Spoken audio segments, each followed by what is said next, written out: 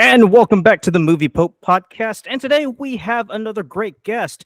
We've got Tiffany Albright, the founder of the Queer Fear Film Festival in Winston-Salem, North Carolina.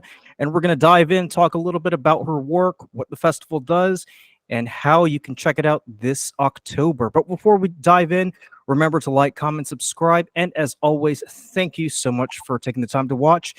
And let's dive in. Tiffany, how are we doing today? Hey, I'm great. I'm so excited to be here. I'm genuinely excited to have you on here because you're the second film festival organizer to come on and take a chance on this podcast. So thank you so much for coming on. Now, as I mentioned before, you're the founder of the Queer for Film Festival, and that starts next Friday, the 13th. It does. Lucky calendar year. I was gonna say that's pretty fortuitous right there. That it starts on October, Friday the 13th. um, but I was doing a little bit of research and I saw that the film festival runs out of Winston-Salem, but you live in Greensboro, right? I do. That's correct. Oh, cool. Because I went to school at UNCG from '07 to 11, and funny thing was I actually took a film horror class my senior year of college, and the first student film that I made, we actually shot it on 35 millimeter film. It was Wow. called The Fifth Horseman, sort of like an homage to Ingmar Bergman's The Seventh Seal. And I'm gonna have that film uploaded onto the channel pretty shortly, and I'll send you the link so you can check it out. Oh, yeah. I'm dying to check it out. I love indie horror. Obviously, that should go without saying. And I was gonna say this month we've got a pretty full house because on Saturday I'm going to be interviewing the director of a horror themed theater company, and then a few weeks later I'm going to be interviewing a horror film producer, and then I'm going to be chatting with the director of a Shakespeare company out west. We're going to talk about reading Shakespeare as horror. So Oh, that's amazing. That all sounds great. yeah, so you should definitely check that out. But enough about me. Tiffany, why don't you tell us a little bit about yourself? I'm dying to learn about you. Sure. Well, I grew up in North Carolina, from Rockingham County, so north of Greensboro. And I was always an artsy kid, always into theater, loved writing. And when I would hang out with my friends, we would always watch horror movies. So I was a horror fan from a really young age. I was also a sort of nerdy book reader. So all of the R.L. Steins and then the Fear Streets and then the Stephen Kings, like that was super my jam. But I didn't come to filmmaking until I was in my 20s, actually. It took me a while to find that path. I almost stumbled on it accidentally. I thought I was going to go into journalism and then took a documentary film course, and it sort of veered me off in this unexpected direction, but it ended up being, the synthesis of all of the things that I already loved and was a super fan of. And it just hadn't occurred to me that I could make that kind of work, right? That I could write and direct and produce narrative films, and that I could someday create a platform for that. But after I graduated from film school, my first job was at a film festival in New York, the New York Film Festival. And that was my first exposure to running a film festival. I had attended film festivals as an audience member, and I really appreciate the space that film festivals make for independent films and filmmakers to find audiences and to have that theatrical screening experience, especially that a lot of shorts don't get if they don't go on the festival circuit. But I didn't know how to do that work, right? And the New York Film Festival is this gargantuan, like 17-day long prestige film festival. Oh yeah, especially when you're up there in New York, that's like a huge media center right there. Oh yeah, so it was like a fabulous training ground for like, how do you not only program really interesting films, how do you have films that are in conversation with each other and in conversation with different parts of your community, but like, how do you throw a good party and how do you ticket so that you don't have 100 people standing in line screaming at you because you're all confused about who's supposed to be in the theater. So there were a lot of pieces of it that I found that I really liked because I've got a real producer brain in that way. I like the organizing of things. So from that first experience working at New York Film Festival, I knew that I someday wanted to start my own film festival too. And so it took me a while to sort of get my feet under me. And in the interim, I made some films and I wrote some feature scripts. But really, I've been waiting for years to get Queer Fear off the ground. And it's so exciting. I still pinch myself because I'm a little sure that I'm going to wake up. It's not going to be real. Right. It's the most fun I've, ever had. I can't believe that I get to do this. Now, now, I do want to ask you about that because organizing a film festival from an outsider's point of view, it just seems like a given because you go to the theater where they're showing these films and it's a given that you're gonna have that you have the ticket, you're gonna get your ticket, you're gonna find your seat, and you're gonna watch whatever movie it is, and then there's gonna be a Q&A with the director. But I can imagine behind the scenes, I mean, it's so much hard work. What can you walk me through the process of how you actually got the idea for the film festival and how you kind of put it all together? Absolutely. So other than knowing that I wanted to do a film festival, I didn't start one mostly because I didn't know what I wanted to do for a while. But Mhm. I am a genre filmmaker primarily. I make queer horror films. And when I would take my films around and screen them at festivals and attend other festivals, I would notice that there were usually one or two queer themed horror films. And then there were lots of other sort of general audience horror films. But I knew just from the filmmaking community that I'm a part of, and also seeing enough different films at all these different places, that there was enough of a niche there that I could probably program just queer horror films, which was what I wanted, right? Like we all have this impulse to build community around ourselves. I think especially artists and especially filmmakers, because filmmaking is such a collaborative thing, right? You want to surround yourself with people who are passionate about the same things that you are. So I Right. wanted to surround myself with queer horror filmmakers. And it's a bit of a weird start. So I knew that I wanted to do that. I eventually knew that I wanted to start this queer horror film festival, but I didn't know when I would or how I'd get started. It was sort of a back burner project. But during the pandemic, technology actually made it more realistic, and the time that we had on our hands because we were all quarantining, right? Right. We were all Right. on lockdown. And so this company that maybe existed before that, but maybe didn't, I'm not sure, called Eventive, really had this big uplift during the early days of lockdown because filmmakers whose screenings had been shut down because all theaters had been shut down still wanted their work out there, and film festivals were scrambling and everybody was trying to figure out how to connect people and how to get these films screened. And this company provided a really easy to use platform that was financially reasonable for film festivals and filmmakers to access. Not that I was ready to do that, but I had a friend who did a premiere of his feature during the pandemic, which was really exciting and awesome. But he had to get an annual subscription in order to do this one screening. And then he emailed a couple of us and was like, well, does anybody else want to use this for anything for the rest of the year? And I think it was like the middle of August. And I got his email and I sent back immediately, like, yes, I do.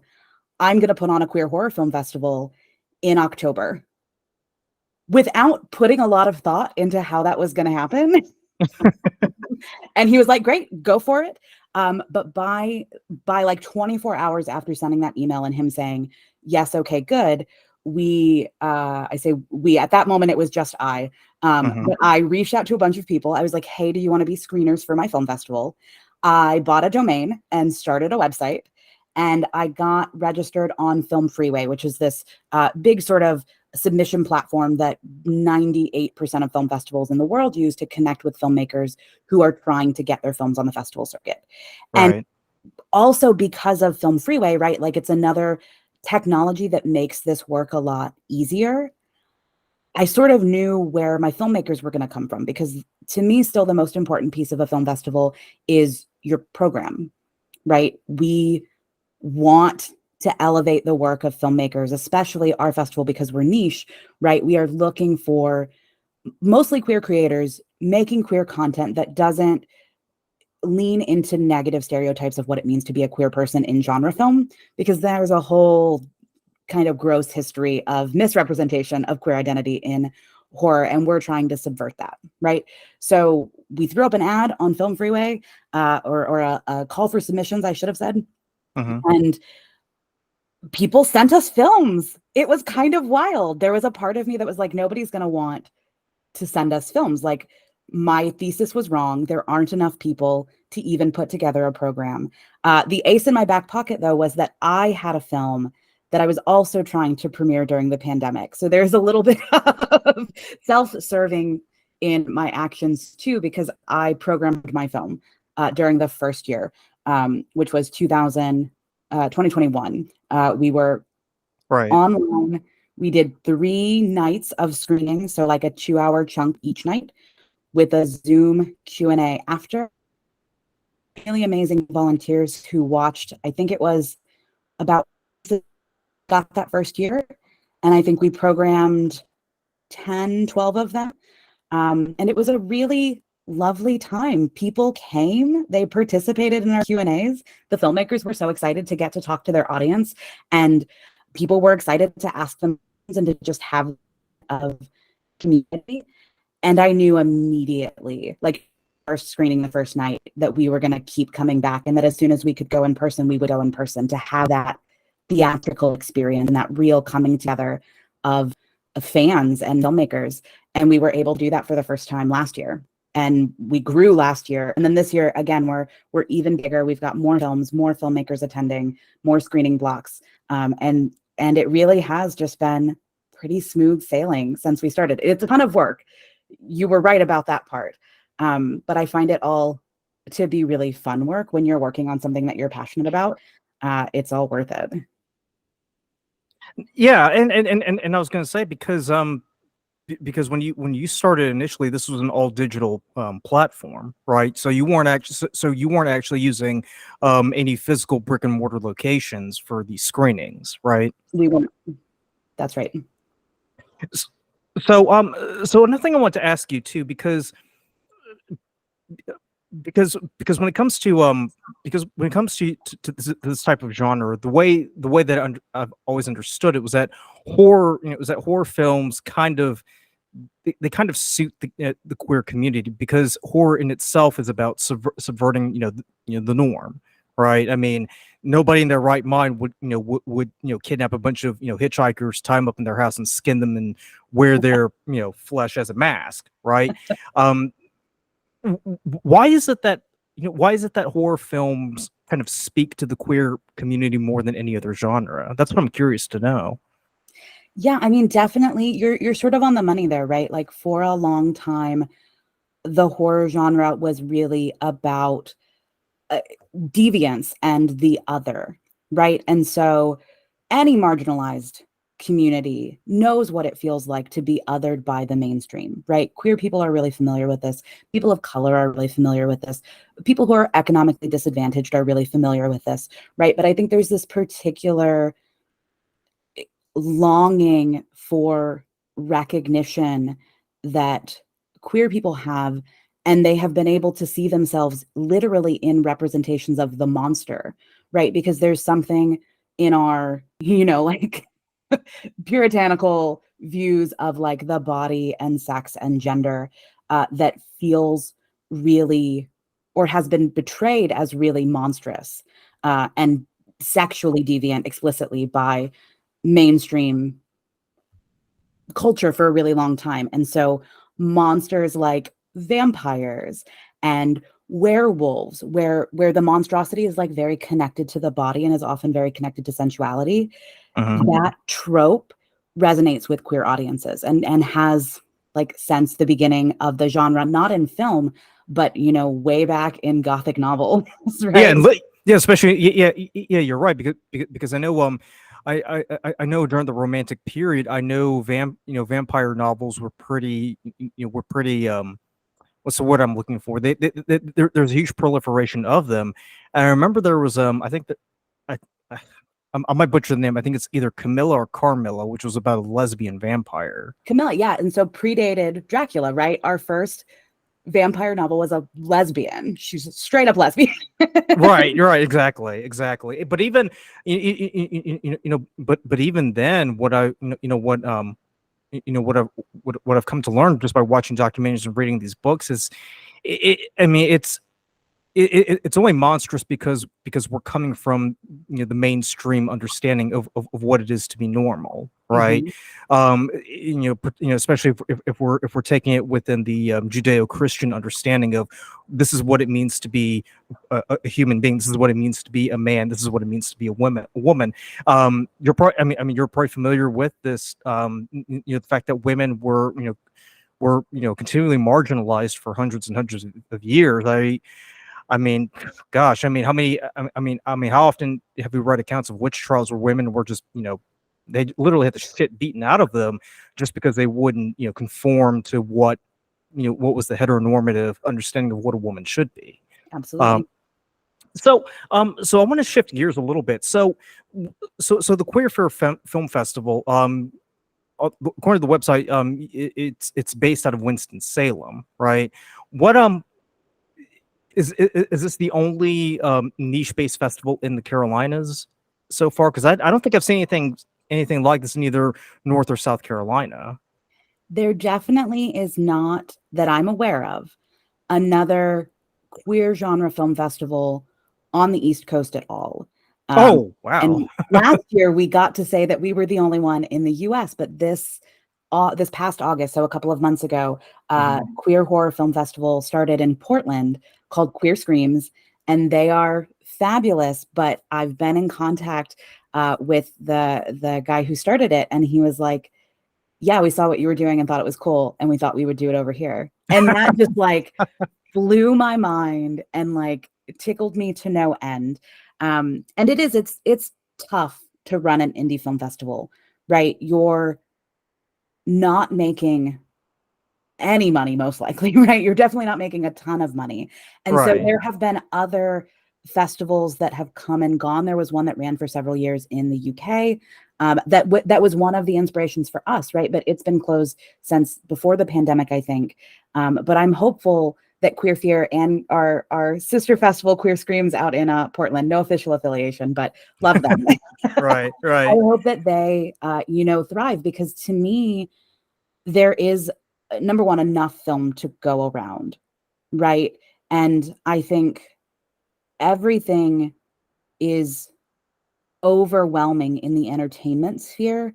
And so the way to sort of find an audience is to get super specialized. And we are almost as specialized as you come. I also want to give a shout out, though, to a film festival that operates out of Chapel Hill called Sick Chick Flicks. Yes, I've heard about those guys. Run by Christine Parker. They're really great. They're actually happening this upcoming weekend, and I have a film playing at the festival, so I'm going to be down there with them on Saturday. And they've been around for a number of years, spotlighting women in genre films specifically. And I have a ton of respect for what they do. And there are a couple of other super niche festivals like that do women in genre films and Black genre films. And I think there's no earthly reason why the ecosystem can't support that kind of specialized programming. Because I think audiences like it when they can really see themselves represented, right? That's certainly what we hear from folks who come to our festival. And as a filmmaker and as an audience member, that's also what I'm looking for a lot of the time. And I think that we're going to see more and more festivals sort of trending that way, away from big general audiences, because those are hard to support, and towards more boutique programming, if you will. Right. Kind of start splitting into specialized, should I say, audiences. I think so. Yeah. Yeah, exactly. So another thing I want to ask you too. So how do you go about deciding which film gets accepted and screened at your festival? Like, because I'm sure by this point you're getting thousands of submissions over the past few months, and you're having to sift through, and you're having to say to yourself, God, these are so good, but I don't know if I want to put this in my festival. Like, how does that process work? It is genuinely the hardest part of the festival. Although I will say it is another benefit to having a super niche genre, right? We got about 100 submissions this year, which is a lot when you're trying to sit down and watch them all, but is nothing compared to like Atlantic Film Festival or Charlotte Film Festival, right? Just wrapped up this past week. Right. And they get thousands. Atlanta gets tens of thousands of submissions, I think. And they need an army of volunteer screeners to make that happen. So we work with, I think this year we had 5 screeners plus myself. So 6 of us who watched almost everything, right? Between us all, we had at least 3 people watch every film, but a couple of us managed to watch everything so that when we met, we have a big a big screener roundtable where we come in with our ratings. Film Freeway also makes this pretty easy. You're able to set up your own survey with your own metrics and questions, and everybody can fill it out, and then you can just export a big spreadsheet. So we knew right away when we walked into that room that we, between us, liked more films than we could program, but it does let us sort of drop off the films that didn't resonate with anybody. And then it let us say, you know, these 20 films at the top, we're probably going to program. But then it's always like 10 films, 20 films in the middle that we have to have really intense discussions about, because one person loved it, one person really didn't like it, and then we have to talk about why. Other people have to weigh in, and those are the hardest conversations because there are no bad films, right? I'm an indie filmmaker. I just like, there aren't bad films. There are just films that aren't for everybody, right? Right. And there are films that are not for our festival, for sure. But there are films that would be perfectly suitable to our festival that we just don't have space to film, right? And those are the ones that my heart sort of breaks when we have to make those calls and we have to tell those filmmakers, right? Some of them are filmmakers that I know, and that hurts, right? But we just have the space that we have, and we try to put together the program that makes the most sense. So it's not in the end always the quote unquote best films or the quote unquote highest rated films. It'll often be in that sort of middle area, the film that somebody who screened it fought the hardest for, because that passion can really sway the room when we're having those conversations. And it makes the rest of us think that if this one person felt that strongly about it, then there's probably somebody in the theater who's going to also feel that strongly about it. So another thing I want to ask you too. So when these screeners go in to watch these movies, is there like a checklist or guidelines that they have to tick off when when they're watching these movies, or is it more of like an organic approach? There's definitely, so we give them guidelines. There are areas that we ask them to think about. And so it's not wholly organic, but there's a lot of room for leeway in there for them to make their own decisions. So like one of the criteria that we look at might be, how original was this film, right? How different is it from anything else that you've seen? And everybody's got their own subjective opinion about that. But then something like, how's the tech? Like, how's their sound and how's their cinematography? Sometimes it's really clear that they had professionals working, and sometimes it's really clear that it's a student film. Right. And so the combination of those ratings helps sort of even those things out, but we definitely take a range of things into account. And then everybody probably also has their own personal things, right? There's a big notes section where lots of our screeners will write a paragraph about why they thought this film was the best film or the worst film. And then we can all see each other's ratings too, and we can sort of take that into account as we're moving through the screening process and trying to decide what we're going to screen and who we're going to give awards to. Those are contentious conversations too. Right. But in the end, I think every year we've been able to pull off a program that we're all really proud of. I can imagine that at a big festival where you're screening hundreds of films and you're programming 100 films, that like, there are probably going to be some things that the director doesn't like that get played.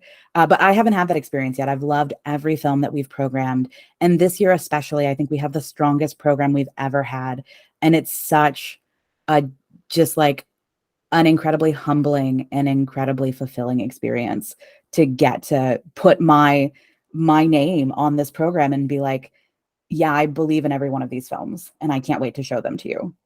So another thing I wanted to ask you too. So can you kind of, if you're allowed to, can you kind of give us a sneak peek at some of the entries that you're really excited about for this year? Oh, definitely. Oh, it's so hard to choose. I will talk about at least two, and then if you want Okay. more, I'll give you more.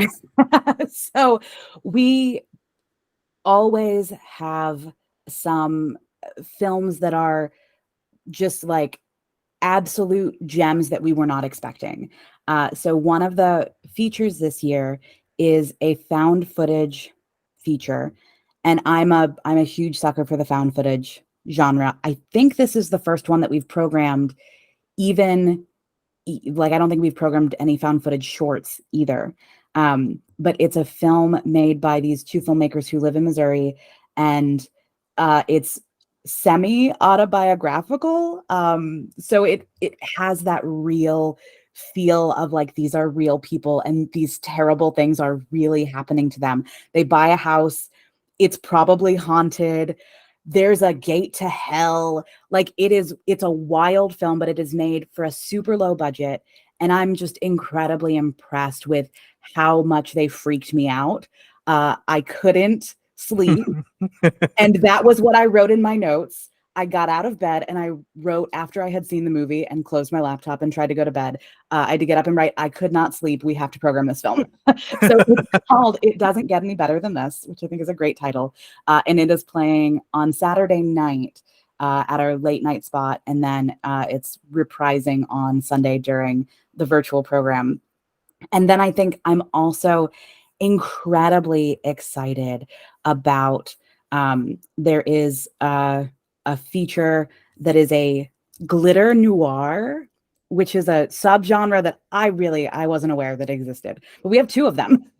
Okay. And glitter noir is basically like high camp femme drag noir. Right? So your femme fatale is probably a drag queen or drag queen adjacent, right? And so we have this film out of Florida, and I'm always excited when we can spotlight Southern films. And it's called Big Easy Queens, and it is like a mad caper, and it's not necessarily horror, right? It would fit a little more into the like thriller, noir, right? And also like there's a little musical number in it. Right. In keeping with the genre. Absolutely. It's leaning into like camp, it's leaning into comedy. It's so much fun. And for both of those films, we have the directors coming in person, and I can't wait to like fangirl out all over both of them because their films are so impressive to me. And I just am constantly blown away by what independent filmmakers are able to accomplish, right? It's not shocking if somebody gives you $100 million and you manage to make a decent film that like plays in a Regal or an AMC and everybody's like, oh, that was pretty good. It's like, yeah, you spent $100 million on it. Yeah, what'd you expect was going to happen? And if it was terrible, then God, please somebody fire you and give me that money. I could do way better. But filmmakers who can pull off really big entertainment like Big Easy Queens, or really stunning atmosphere and scares like It Doesn't Get Any Better Than This, on a fraction of that budget, and not because they think that they're going to make $100 million back from it, but just because they want to tell these stories. That's why we do this festival, right? Because I knew that those people were out there and I wanted to find them, and Queer Fear let me go and find them. And it's like every dream I ever had coming true. Excellent. Well, Tiffany, I do want to be respectful of your time, just because I know you need to get back, get back to work. Seeing as the film festival starts next week, but if people want to reach out to you, or if they want to check out your work, how can they do that? Absolutely. Well, definitely you should check out our website. We're at queerfearfilmfestival.com. And I'm the person who the little info@queerfearfilmfestival.com email is going to go to if you reach out to us through the website. So definitely reach out for any of your queer, horror related or film festival related questions. It is no secret that this industry is all about who you know, right? So I am a big proponent of creating community by just like cold outreach to folks that you think are interesting. So if anything that I do sounds interesting, please come be part of my community and reach out to me. Yeah, absolutely, absolutely. So before we wrap up, I like to ask this of all of my guests: Are there any? Is there a particular movie or TV show that sticks out to you that you want to give a shout out to, kind of gush over? Absolutely. So in the context of queer horror, if there is an audience member listening who has not seen Karan Kusama's Jennifer's Body, it is my absolute all-time favorite October spooky season movie. It's got some fabulous simmering queer tension in it that is not even very subtextual. It's pretty textual. Right, right. But it is like it's so camp. It's such a great time. So it is like the movie that I'm like, if you don't know what queer horror is, or you're like, I don't know what to do with this genre, go check out Jennifer's Body. And then hop on over to Netflix and check out the new Fear Street trilogy that came out a couple of years ago, because it's also a super campy and super queer and super fun horror time, perfect for October. I was going to ask you, what did you think about the new Hellraiser movie that came out last year? So do you know what? I was never a huge fan of the Hellraiser franchise until the newest movie. And some of that is totally like I'm gonna stand anything that is queer representation. But I thought it really did a pretty good job of staying true to, I think, a lot of the things that people liked about the franchise, but then also connecting to a different audience in a new way, right? Those films are definitely not for everybody. They're pretty intense. But I think that if you're already a horror fan and you haven't checked them out, I've recommended the new one to folks who haven't done the series at all. I'm like, you just skip straight to the new one. And then if you like it, go back and enjoy the originals too. I mean, I say the same thing about the Scream franchise too, though, honestly. Yeah, it's such an interesting time. We live in such a world of remakes and reboots and things, and people get kind of snipey about it, but I really appreciate, even if it's not always successful, I appreciate the attempt to tell different stories and have different perspectives represented in these new movies. And so I'm here for it. Yeah, I mean, any representation is good representation, you know. But Tiffany, I do want to thank you for taking time out of your busy schedule to be on this podcast, and I just want to thank everybody who's watching. Thank you so much for taking the time to watch this video. Remember to like, comment, subscribe, and as always, thank you so much for watching, and we'll catch you on the flip side. Bye.